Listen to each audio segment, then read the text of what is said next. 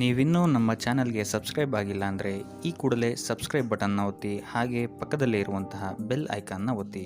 ಇದರಿಂದಾಗಿ ನಮ್ಮ ಹೊಸ ವಿಡಿಯೋಗಳ ಅಪ್ಡೇಟ್ಸ್ ನಿಮಗೆ ಸಿಗುತ್ತೆ.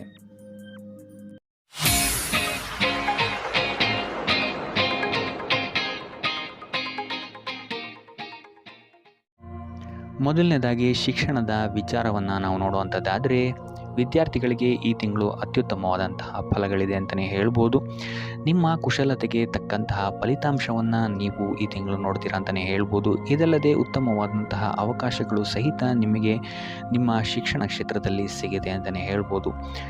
ಇನ್ನು ಹೊಸ ಸ್ಥಳಗಳ ಸಂದರ್ಶನ ಭಾಗ್ಯಗಳು ಸಹಿತ ನಿಮಗೆ ಇಲ್ಲಿ ಸಿಗುತ್ತೆ. ನಿಮ್ಮ ಶಿಕ್ಷಣದ ಬಗ್ಗೆ ಕೆಲವೊಂದು ಅಸಮಾಧಾನಗೊಳಿಸುವಂತಹ ಅನೇಕ ಸ್ಥಿತಿಗತಿಗಳು ನಿಮ್ಮ ಕಣ್ಮುಂದೆ ಬರಬಹುದು. ಇದಲ್ಲದೆ ನಿಮ್ಮ ಏಕಾಗ್ರತೆಯ ಕೊರತೆ ಇದ್ದರೂ ಸಹಿತ ನಿಮಗೆ ಈ ತಿಂಗಳು ಉತ್ತಮವಾದಂತಹ ಫಲಗಳೇ ಸಿಗುತ್ತೆ ಅಂತ ಹೇಳ್ಬೋದು. ಇನ್ನು ನೀವೇನಾದರೂ ಇಂಜಿನಿಯರಿಂಗ್ ಓದ್ತಾ ಇದ್ದರೆ ಅಥವಾ ವೈದ್ಯಕೀಯ ಕ್ಷೇತ್ರದಲ್ಲಿ ಏನಾದರೂ ಓದ್ತಾ ಇದ್ದೀರಾ ಅಂತ ಹೇಳಿದ್ರೆ, ಅಥವಾ ಕಾನೂನಿಗೆ ಸಂಬಂಧಿಸಿದಂತಹ ವ್ಯಾಸಂಗವನ್ನೇನಾದರೂ ನೀವು ಮಾಡ್ತಾ ಇದ್ದೀರಾ ಅಂತ ಹೇಳಿದ್ರೆ, ಉತ್ತಮವಾದಂತಹ ಯಶಸ್ಸು ನಿಮಗೆ ಈ ತಿಂಗಳು ಸಿಗುತ್ತೆ ಅಂತಲೇ ಹೇಳ್ಬೋದು.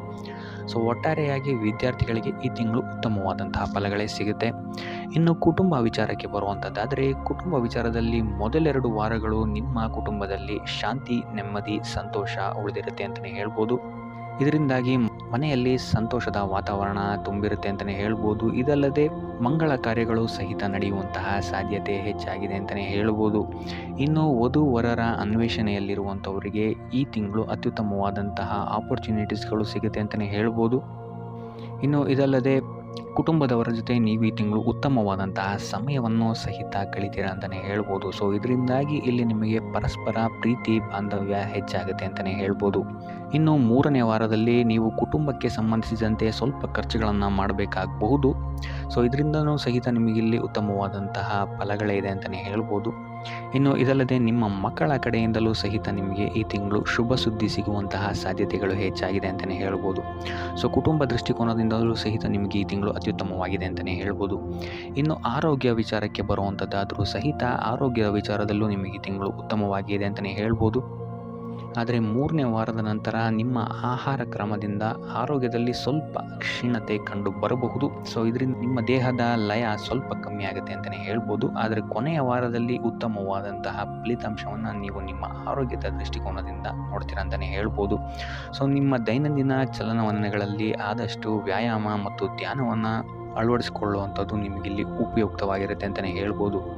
ಇನ್ನು ಈ ರಾಶಿ ಚಕ್ರದ ಮಹಿಳೆಯರು ಆದಷ್ಟು ಸ್ವಲ್ಪ ಹಳೆಯ ಕಾಯಿಲೆಗಳ ಬಗ್ಗೆ ಸ್ವಲ್ಪ ಗಮನವನ್ನು ವಹಿಸಬೇಕಾಗುತ್ತೆ. ಇಲ್ಲ ಅಂತ ಹೇಳಿದ್ರೆ ಹಳೆಯ ಕಾಯಿಲೆಗಳು ನಿಮಗಿಲ್ಲಿ ಸ್ವಲ್ಪ ಉಲ್ಬಣಿಸುವಂತಹ ಸಾಧ್ಯತೆ ಹೆಚ್ಚಾಗಿದೆ ಅಂತಲೇ ಹೇಳ್ಬೋದು. ಸೊ ಒಟ್ಟಾರೆಯಾಗಿ ನಿಮಗಿಲ್ಲಿ ಆರೋಗ್ಯಕ್ಕೆ ಸಂಬಂಧಿಸಿದಂತೆ ಅಂಥ ದೊಡ್ಡ ಸಮಸ್ಯೆಗಳೇನಿಲ್ಲ ಅಂತಲೇ ಹೇಳ್ಬೋದು. ಇನ್ನು ವೃತ್ತಿ ವಿಚಾರಕ್ಕೆ ಬರುವಂಥದ್ದಾದರೆ, ವೃತ್ತಿ ಜೀವನದಲ್ಲಿ ನಿಮಗೆ ಈ ತಿಂಗಳು ಒಳ್ಳೆಯ ಸುದ್ದಿಗಳನ್ನು ಕೇಳುವಂತಹ ಸಾಧ್ಯತೆ ಹೆಚ್ಚಾಗಿದೆ ಅಂತಲೇ ಹೇಳ್ಬೋದು. ಸೊ ನೀವು ಬಯಸಿದಂತಹ ಫಲಿತಾಂಶಗಳು ನಿಮ್ಮ ಕಾರ್ಯಕ್ಷೇತ್ರದಲ್ಲಿ ನಿಮಗೆ ಸಿಗುತ್ತೆ ಅಂತಲೇ ಹೇಳ್ಬೋದು.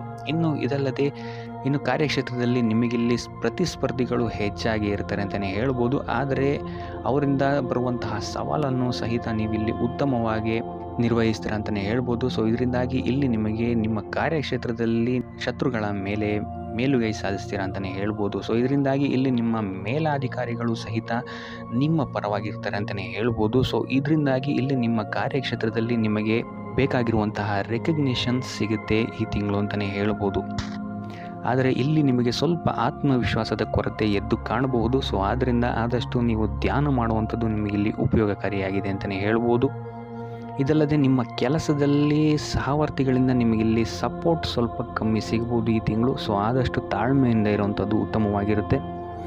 ಇನ್ನು ಇದಲ್ಲದೆ ಈ ರಾಶಿಚಕ್ರದ ಮಹಿಳೆಯರಿಗೆ ಕೆಲಸದ ಹೆಚ್ಚಿನ ಒತ್ತಡ ಈ ತಿಂಗಳು ಸ್ವಲ್ಪ ಕಾಡ್ಬೋದು ಅಂತಲೇ ಹೇಳ್ಬೋದು. ಸೊ ಆದ್ದರಿಂದಾಗಿ ಮುನ್ನೆಚ್ಚರಿಕೆಯನ್ನು ವಹಿಸಿ ಕೆಲಸಗಳನ್ನು ಮಾಡುವಂಥದ್ದು ಉತ್ತಮವಾಗಿರುತ್ತೆ ಅಂತಲೇ ಹೇಳ್ಬೋದು. ಸೊ ಟೋಟಲ್ ಆಗಿ ನೋಡುವಂಥದ್ದಾದರೆ ವೃತ್ತಿ ಕ್ಷೇತ್ರದಲ್ಲಿ ಈ ತಿಂಗಳು ನಿಮಗೆ ಉತ್ತಮವಾದಂತಹ ಫಲಗಳೇ ಇದೆ ಅಂತಲೇ ಹೇಳ್ಬೋದು.